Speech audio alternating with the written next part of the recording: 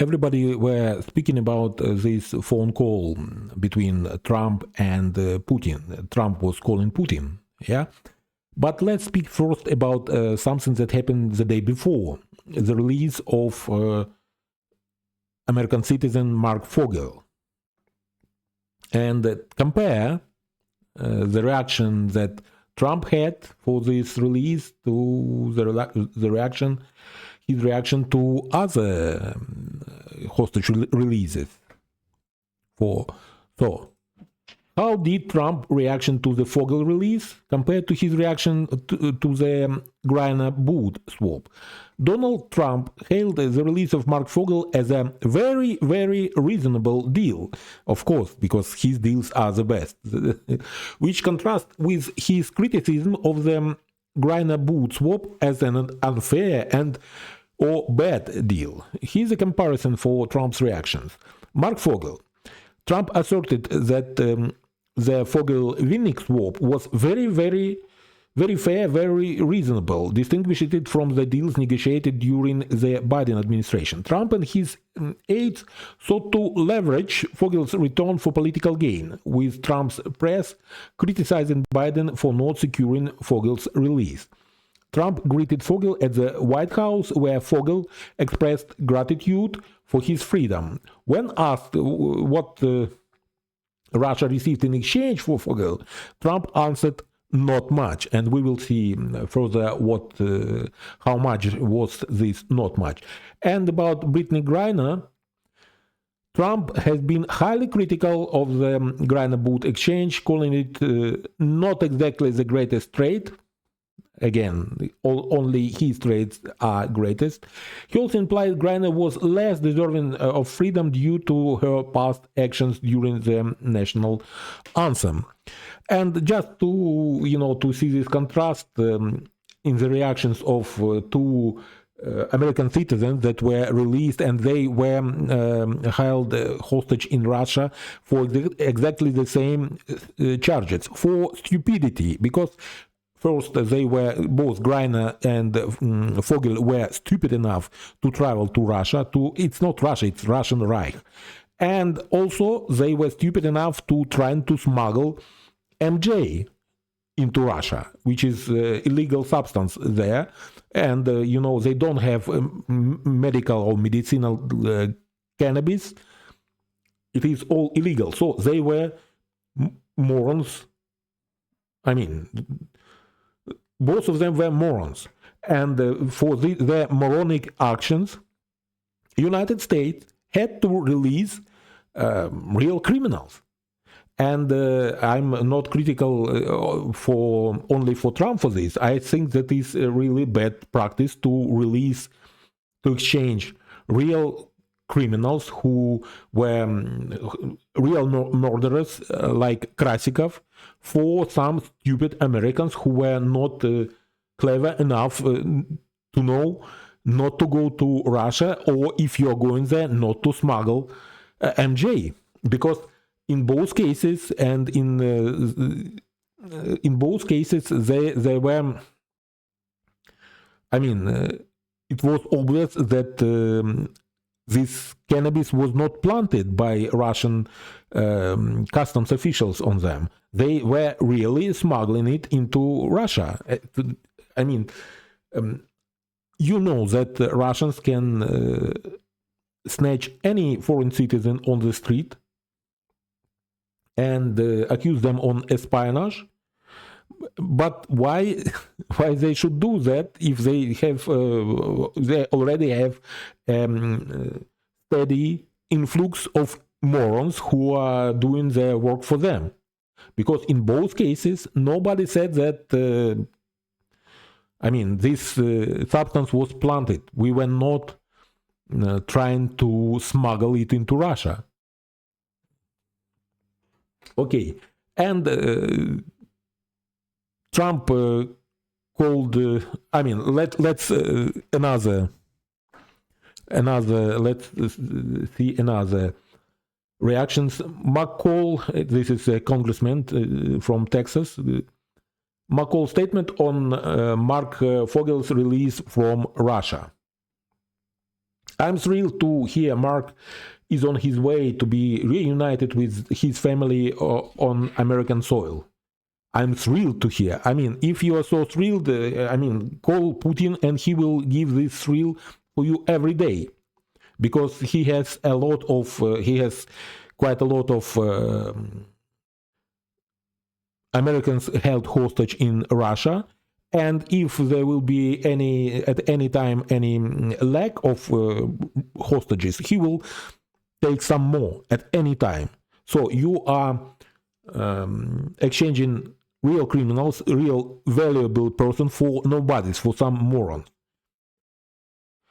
I'm thrilled to hear Mark is on his way to be reunited with his family on American soil. I spent years calling on the Biden administration to designate him as wrongfully detained. What is wrongfully detained there? He was smuggling into Russia controlled substances.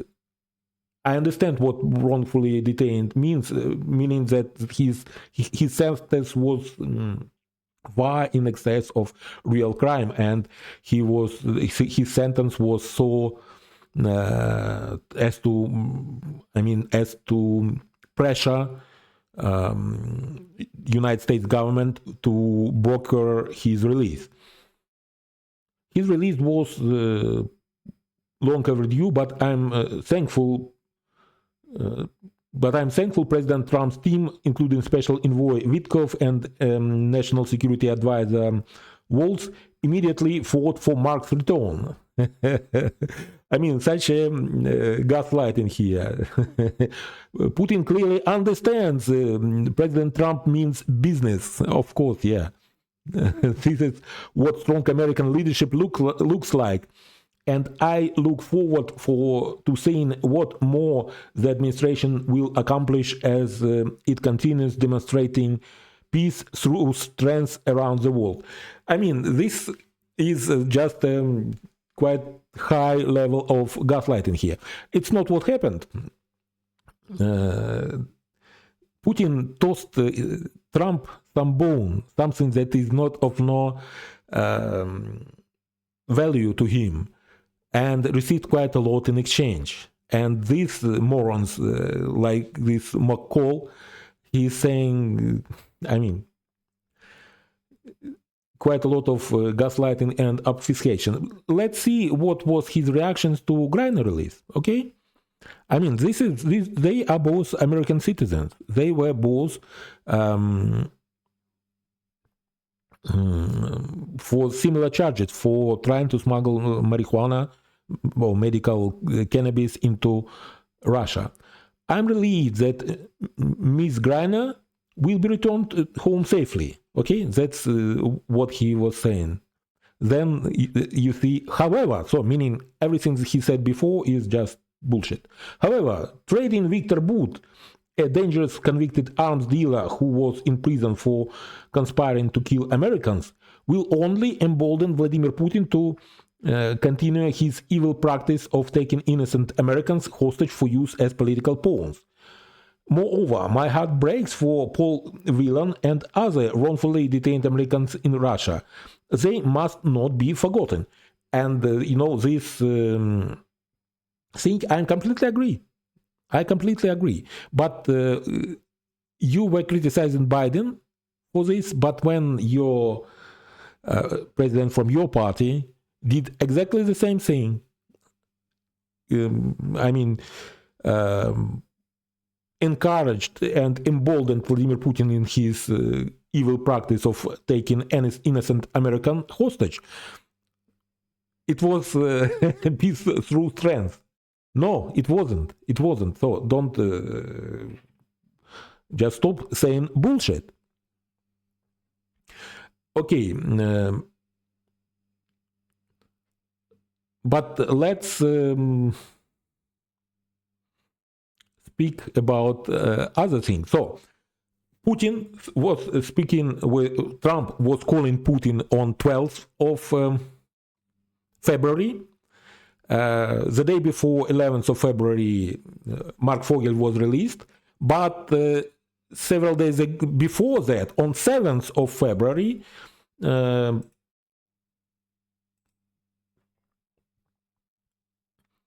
A 20-year-old US citizen was detained at Moscow Vnukovo airport on February 7th. After arriving from Istanbul, Russian customs officials allegedly found cannabis-infused marmalade in garments in his luggage. The traveler claimed the items were prescribed by a doctor in the United States for medical use while traveling, but possession of cannabis is illegal in Russia even for medical use. The US State Department is aware of the situation, as is monitoring developments in the case. The man faces drug smuggling charges with a potential prison sentence of 5 to 10 years, and Fogel was for less amount of MJ. He was sentenced for 14 years. So it's not exactly correct. I mean, it can be more. Because if they charge him for international drug smuggling, so I think it is more. And the fine of 1 million rubles, approximately 10,818 US dollars. The court has ordered him to be held in pre-trial detention for 30 days. So, you see, Trump was negotiating a deal with, not Trump, but one of his envoys to Middle East, Withoff, was negotiating, and it was released, and Mark Fogel was, I'm sorry, was released on 11th of February, but Putin already secured another hostage for himself. On the, I'm sorry. So several days before he just gave this Fogel guy, because he already had another one and 20 other line up. So anytime Trump will need big publicity win with releasing of new hostage, Putin can readily provide him. So as I said, any foreign citizen in Russia, in Russian Reich, is a potential hostage. But you see, there are quite a lot of idiots who are trying to smuggle, because this guy said that it was, again, this medical cannabis was his. It was not planted by Russians on him. He was idiot. And just have a look what other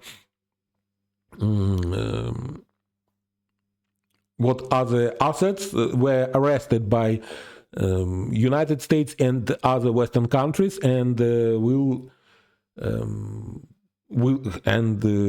be of interest to Putin. So there is an article by Olga Latman on Substack. I would like to reiterate what is saying there. In a predictable twist, recent development in Russia revealed that Trump was outmaneuvered in a high-stakes hostage prisoner swap. Authorities at Moscow Vnukovo airport detained a U.S. citizen identified only as K.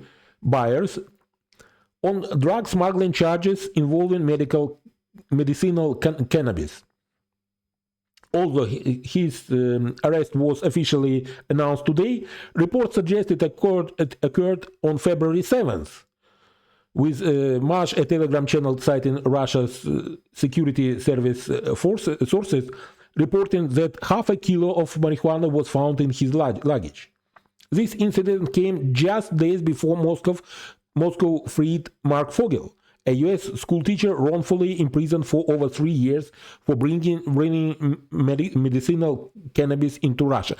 Wrongfully imprisoned, I know that it is a designation from State Department that he was wrongfully imprisoned, meaning that he's imprisoned.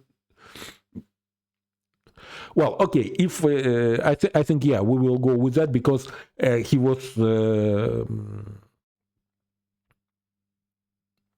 obviously held as a possible hostage to exchange for some for some valuable Russian asset from the West or from the United States. Fogel release was celebrated at the White House as a diplomatic triumph, complete with a public spectacle. Yet this victory, granted by Putin to Trump, as I said to you, he can give such victories to Trump every day.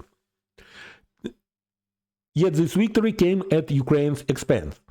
Rather than leveraging the win to boost the US bargaining power, Trump immediately threw Ukraine under the bus, showering Putin with praise, checking off Kremlin demands on Ukraine before official negotiations had ever begun, and even lobbying for Russia readmission into the G7.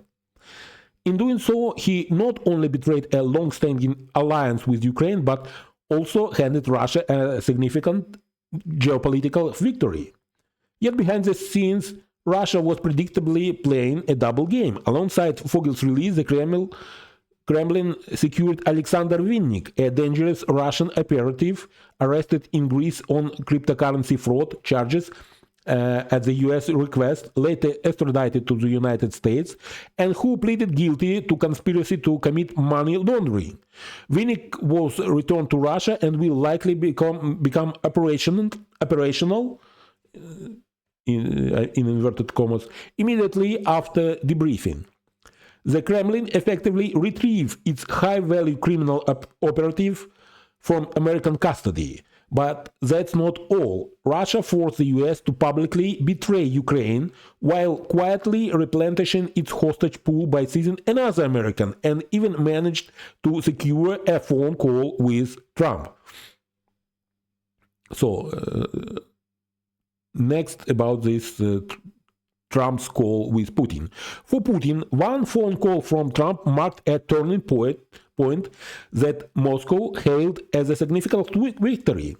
Russian media, politicians, and propagandists celebrated the change of fortune, praising the gifts that Trump delivered in his outreach to Moscow. And you know that it was Trump who called Putin, not vice versa. And it was really important for Putin that Trump calls him first, meaning that my position has not changed.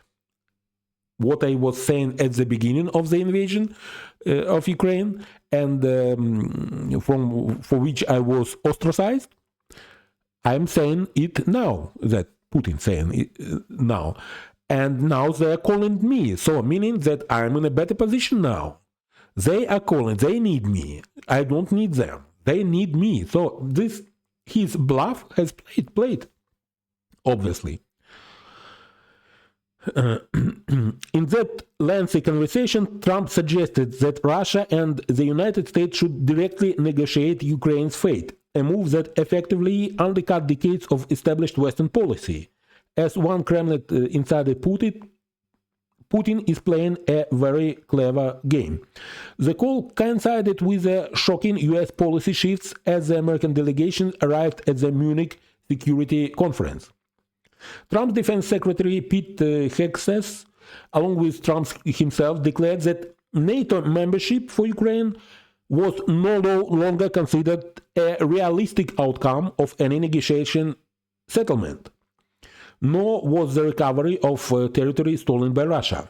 In a further display of hostility towards our closest ally from the Oval Office, Trump mocked Ukraine, sided with Russia, and hesitated when asked whether Ukraine should be a partner in negotiation. While Trump was busy showering Putin with praise and pushing for Russia's return to the J7, Moscow ramped up its deadly bombing of Ukrainian cities.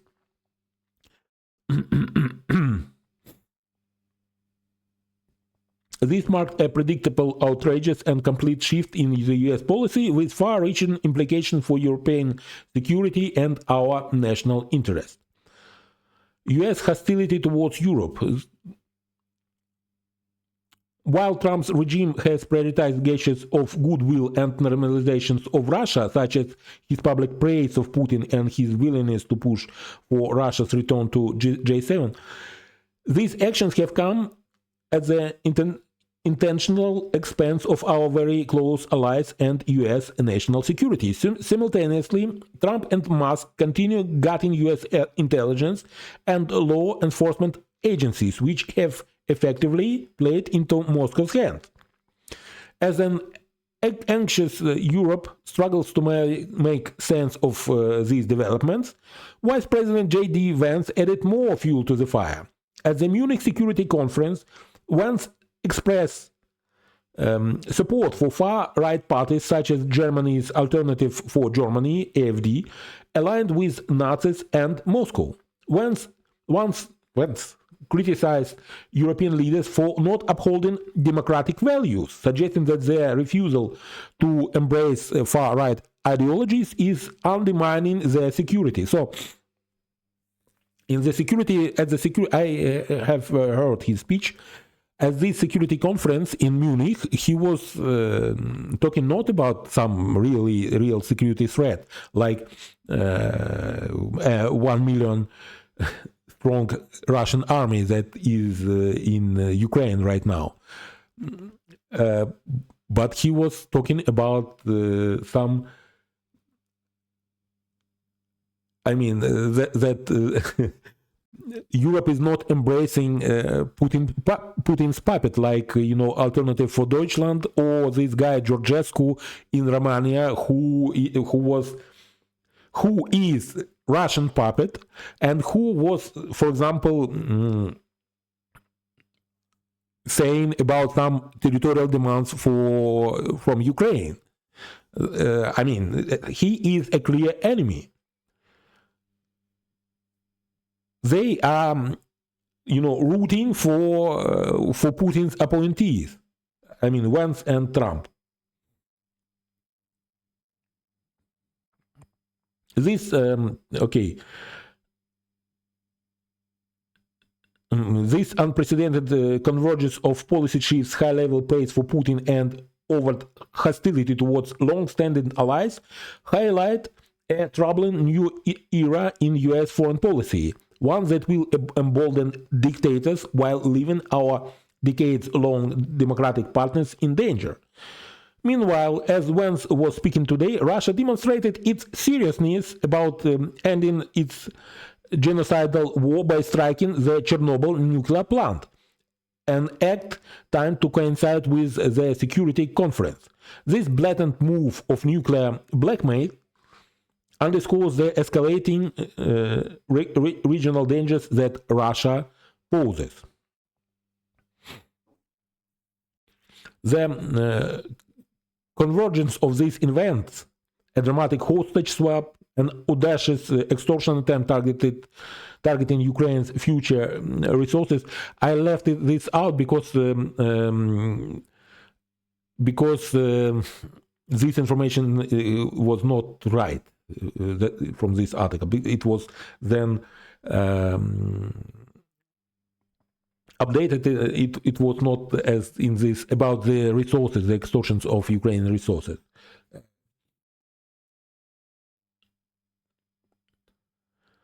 A nuclear plant attack and high-level U.S. policy changes paints a stark picture of modern geopolitical manipulation. Trump's actions, from his outrageous call with Putin to his willingness to sacrifice Ukrainian and European interests, reveal a disturbing tendency to make Russia great at our allies' expense. With U.S. policies increasingly aligned with Kremlin objectives, Russia's strategic gains are mounting, and the repercussions for American national security and international stability will be severe. It is way past time for Europe to wake up and realize that under Trump, the US is at best an unreliable ally and at worst a direct threat to European security, especially in the light of recent threats against NATO allies like Canada and Denmark via Greenland. Europe must stop wasting valuable time and help Ukraine defeat Russia before Russian tanks roll across more European cities, and start preparing for a new reality in which, for the first time since World War II, the US no longer cares about no longer cares about or will guarantee European security. I think it is quite a good article. I agree with most of what is written there. Have some